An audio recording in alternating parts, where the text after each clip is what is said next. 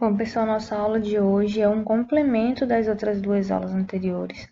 Ela é sobre as articulações, tá bom? Bom, gente, você já deve ter se perguntado sobre essa palavra, né? Com certeza vocês já ouviram, mas as articulações, elas são estruturas que ficam entre os ossos. Por quê? A gente precisa movimentar esse osso. Para movimentar, geralmente, ele faz uma dobra completa ou uma leve dobra. Então, essa curvatura entre os ossos só é permitida devido ao fato de que existem as articulações. Porque se a gente for parar para pensar, um osso ele é rígido, ele é resistente, ele não consegue se dobrar. Então, para que a gente consiga fazer isso, a gente precisa das articulações. Elas que mantêm unidas também os ossos. Por exemplo, entre a nossa mão e o nosso braço, existe uma articulação que permite a movimentação.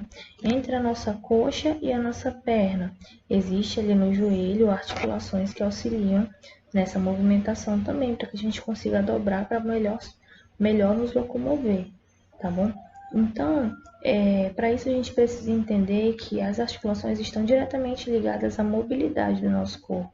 Porém, existem três tipos de articulações diferentes. Existem aquelas que são imóveis, ou seja, elas não se movimentam.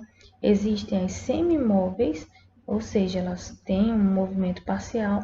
E existem as articulações móveis. Vamos lá entender então um pouco melhor sobre esses três tipos de articulações. Número 1. Nas articulações imóveis, ou seja, onde não há movimento, os ossos estão unidos de forma em que a realização de movimentos praticamente não ocorre, como por exemplo a ligação entre os ossos do crânio, que são chamadas também de suturas, tá bom? Elas são tão próximas, tão unidas, tão fundidas, que acaba não havendo movimentação entre eles, por isso que eles são chamados de imóveis. Nós temos também as articulações semimóveis, onde os ossos eles encontram-se unidos entre si por cartilagem. Esse tecido facilita o deslocamento entre os ossos e contribui para a absorção de impactos.